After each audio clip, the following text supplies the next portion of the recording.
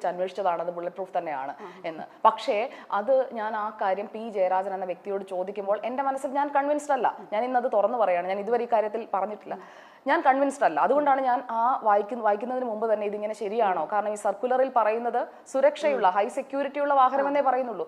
അപ്പോൾ എനിക്ക് പറഞ്ഞു തരുന്നത് ഇത് ഹൈ സെക്യൂരിറ്റി എന്ന് പറയുന്നത് ദാറ്റ് മീൻസ് ബുള്ളറ്റ് പ്രൂഫ്, അല്ലാതെ ബുള്ളറ്റ് പ്രൂഫ് എന്ന് ഓർഡറിൽ ഇടാൻ പറ്റുമോ എന്നൊക്കെ എന്നോട് എൻ്റെ സീനിയർ പറയുകയാണ്. അപ്പോൾ അതിൽ ഞാൻ ഒട്ടും കൺവിൻസ്ഡ് ആയിരുന്നില്ല.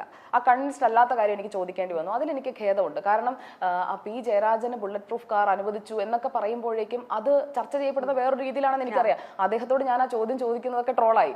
കാരണം എനിക്ക് തന്നെ ഞാൻ തന്നെ കൺവിൻസ്ഡ് ആയിരുന്നില്ല. പക്ഷേ എൻ്റെ സീനിയർ പറയുമ്പോൾ എനിക്കത് ചെയ്തേ പറ്റൂ. അത് ആ സമയത്ത് പറ്റിയതാണ്. ഞാൻ ആ സീനിയറിനോട് അതിനുശേഷം അത് സംസാരിക്കുകയും ചെയ്തു. അദ്ദേഹം എന്നോട് പേഴ്സണലി സോറി പറഞ്ഞു, ആ പുള്ളിക്ക് തെറ്റിപ്പോയതാണ് എന്ന് പറയുന്നത്. പക്ഷെ ആ തെറ്റ് അവിടെ ആരും അറിയുന്നില്ല. ഇപ്പോൾ പ്രസന്റ് ചെയ്യുന്ന ആളുടെ ഭാഗത്ത് നിന്ന് ഞാൻ ഒരിക്കലും, കാരണം എനിക്ക് ജയരാജേട്ടനെ ഇഷ്ടമാണ്, ഞാൻ ഉമ്മൻചാണ്ടി ഇഷ്ടമാണെന്ന് പറഞ്ഞല്ലോ. അപ്പോൾ ജയരാജേട്ടനെ ആയാലും ഇപ്പം പിണറായി വിജയന്റെ കുറെ കാര്യങ്ങൾ എനിക്ക് ഇഷ്ടമാണ്. അപ്പോൾ ഈ ഫാക്ട് ചെക്ക് എന്ന് പറയുന്നത് വളരെ പ്രധാനപ്പെട്ടതാണ് റിപ്പോർട്ടറിൽ. അതുകൊണ്ട് തന്നെ ഞങ്ങൾ ശ്രദ്ധിക്കുന്ന ഒരു പ്രധാനപ്പെട്ട കാര്യം ഇതാണ്, നമുക്ക് വസ്തുതയാണെന്ന് ഉറപ്പ് വരുത്തിയിട്ടേ കൊടുക്കുള്ളൂ. ഞാൻ പറയുള്ളൂ, എല്ലായിടത്തും ലോകത്ത് എവിടെയുള്ളതാണ്, നമ്മുടെ നാട്ടിൽ നിന്നുള്ളതല്ല.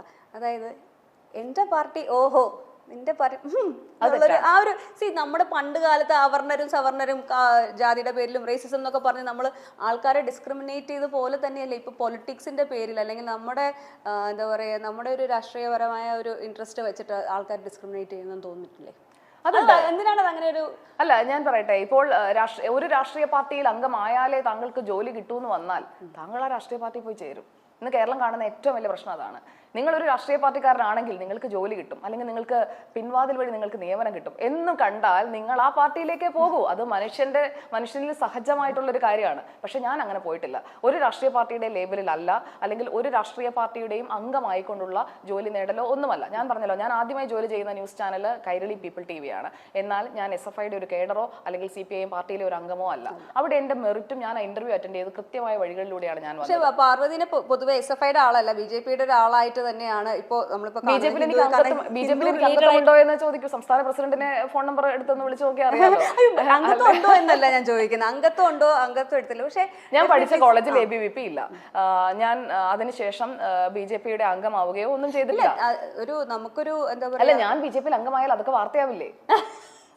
അംഗമാവുക എന്നുള്ളതല്ല, ഒരു അനുഭവം ഉണ്ടാവുക എന്നുള്ളത്. എന്റെ വീട്ടില് ഞാൻ ചോദിക്കട്ടെ, പിണറായി വിജയനെ ഇഷ്ടമാണെന്ന് ഞാൻ പറഞ്ഞില്ലേ, പ്രധാനമന്ത്രി നരേന്ദ്രമോദി എനിക്ക് ഇഷ്ടമാണ്, കുറച്ച് കൂടുതൽ ഇഷ്ടമാണ് എന്ന് വെച്ചാൽ ഉടൻ ഞാൻ BJP അല്ലെങ്കിൽ ഞാൻ BJP അംഗമാണ്. ആ വ്യാഖ്യാനം തെറ്റാണ്. മുഖ്യമന്ത്രി പിണറായി വിജയനെയും മുൻ മുഖ്യമന്ത്രി ഉമ്മൻചാണ്ടിയെയും ഇഷ്ടപ്പെടാമെങ്കിൽ എന്തുകൊണ്ട് അതിനേക്കാൾ നമ്മുടെ രാജ്യത്തിന്റെ മേന്മ ലോകം മുഴുവൻ വ്യാപിപ്പിച്ചിട്ടുള്ള രാജ്യത്തിന്റെ വളർച്ച അത് ഓരോ വർഷം കഴിയുന്നോറും കാട്ടിക്കൊണ്ടിരിക്കുന്ന പ്രധാനമന്ത്രി നരേന്ദ്രമോദി എനിക്ക് ഇഷ്ടപ്പെട്ടുകൂടാ? ഓക്കെ, അതാണ് എൻ്റെ വ്യൂ. ഞാൻ ചിന്തിക്കുന്നത് എൻ്റെ രാജ്യത്തെക്കുറിച്ച് അല്ലെങ്കിൽ എൻ്റെ സംസ്ഥാനത്തെക്കുറിച്ച് ഒക്കെയാണ്. അതിൽ ഞാൻ വളരെ ഫോക്കസ്ഡ് ആണ്. നമ്മുടെ സ്റ്റേറ്റിൽ ഒരു മോശം പ്രവണതയിലേക്ക് പോയി കഴിഞ്ഞാൽ ഞാനത് പറയും. നമ്മുടെ രാജ്യത്ത് വന്നു കഴിഞ്ഞാൽ ഞാനത് പറയും. എന്നാൽ നല്ലത് കണ്ടാൽ ഞാനത് നല്ലതാണെന്ന് പറയും. നമ്മുടെ റോഡുകൾ നന്നായാൽ ഞാനത് റോഡ് നന്നായി എന്ന് പറയും. അതിന്റെ ക്രെഡിറ്റ് പൊതുമരാമത്ത് മന്ത്രിക്കാണ്. സംസ്ഥാന പാതകൾ നന്നായി കൊണ്ടുവന്നാൽ അതിന്റെ ക്രെഡിറ്റ് പൊതുമരാമത്ത് മന്ത്രിക്ക് തന്നെയാണ്. അവിടെ രാഷ്ട്രീയം വെച്ചല്ല ഞാൻ വിലയിരുത്തുന്നത്. ഇപ്പോൾ വന്ദേ ഭാരത് വന്നെങ്കിൽ അതിന്റെ ക്രെഡിറ്റ് എന്ന് പറയുന്നത് കേന്ദ്ര റെയിൽ മന്ത്രിയുടെ അടുത്തേക്ക് ആ നിവേദനം കൊണ്ടുപോയ ആൾക്കാണ്. അത് കെ സുരേന്ദ്രനാണ് കൊണ്ടുപോയതെങ്കിൽ കെ സുരേന്ദ്രൻ എന്ന് ഞാൻ പറയും. അവിടെ നിന്ന് എട്ടുകാലി മമ്മൂഞ്ഞ് കളിക്കുന്ന രീതിയോടൊന്നും എനിക്ക് യോജിപ്പില്ല. ആരാണോ അത്, ആരാണ് A എങ്കിൽ A, B എങ്കിൽ B, അല്ലാതെ അതിൽ ഒളിച്ചു വെക്കലുമില്ല, ഒളിച്ചു കടത്തലുമില്ല. പ്രധാനമന്ത്രി ഇഷ്ടമാണെങ്കിൽ ഇഷ്ടമാണ് എന്ന് തന്നെ പറയും. അപ്പോൾ പ്രധാനമന്ത്രിയുടെ മൻ കി ബാത്തിനെ കുറിച്ച് ഞാനും ഡോക്ടർ അരുണും തമ്മിലുള്ള തർക്കം മിക്കപ്പോൾ എന്നെ വിമർശിക്കാൻ സ്ഥിരമായി എടുത്ത് പറയുന്ന അതാണ്. പ്രധാനമന്ത്രിയുടെ ഒരു ശൈലി അതാണ്, ആളുകളുമായി കണക്ട് ചെയ്യുന്നത് മൻ കി ബാത്ത് വഴിയാണ്. അത് പ്രധാനമന്ത്രി സ്വീകരിച്ച ശൈലി. മുഖ്യമന്ത്രി പിണറായി വിജയൻ 6 മണിക്ക് വാർത്താ സമ്മേളനം നടത്തി കോവിഡ് കാലത്ത് ജനങ്ങൾക്ക് സാന്ത്വനമായെങ്കിൽ അത് അദ്ദേഹത്തിന്റെ ശൈലി. രണ്ടും രണ്ട് വ്യക്തികളാണ്, രണ്ട് ഭരണാധികാരികളാണ്. അവർക്ക് അവരുടേതായ രീതിയിൽ പോകാനായിട്ടുള്ള അവകാശമുണ്ടെന്ന് പറയുന്നത് പോലെ തന്നെ സുജയ പാർവതിയുടേതായ നിലപാടെടുക്കാനും അവകാശമുണ്ട്. You got the point? I got the point. പക്ഷേ മീറ്റ് ദ എഡിറ്റേഴ്സിൽ പലപ്പോഴും നിങ്ങൾ തമ്മിലുള്ള ഈ ഫൈറ്റ് സ്ക്രിപ്റ്റഡ് അല്ലെന്ന് ഇപ്പൊ മനസ്സിലായല്ലോ അല്ലേ? സ്ക്രിപ്റ്റിന്റെ ഒക്കെ എന്ത് ആവശ്യം, ഇതിങ്ങനെ കമ്പ്യൂട്ടർ പോലെ പ്രിന്റ് ചെയ്ത് വരുമല്ലേ?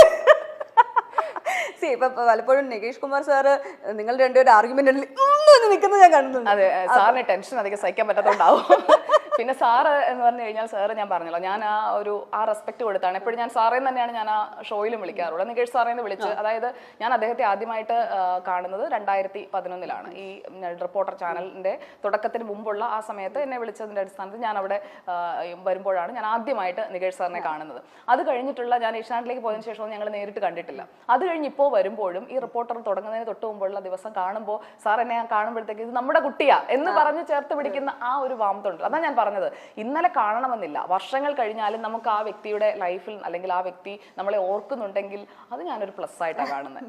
എവിടെ അവസാനിച്ചോ അവിടെ തന്നെ തുടങ്ങാൻ പറ്റും, എത്ര ഗ്യാപ്പ് ഉണ്ടെങ്കിലും അല്ലേ? അതെ, അത് എനിക്ക് തോന്നുന്നത് ചിലപ്പോൾ അതൊരു കാരണം റിപ്പോർട്ടർ എന്ന് പറയുന്നത് അതൊരു വ്യത്യസ്തമായ പ്ലാറ്റ്ഫോമാണ് അന്ന് സാറ് ഡിസൈൻ ചെയ്തത്. ഞാൻ അന്ന് അതിന്റെ ഭാഗമായിട്ട് വരുന്നതും അങ്ങനെ ആ ഒരു ചിന്തയുടെ പുറത്താണ്.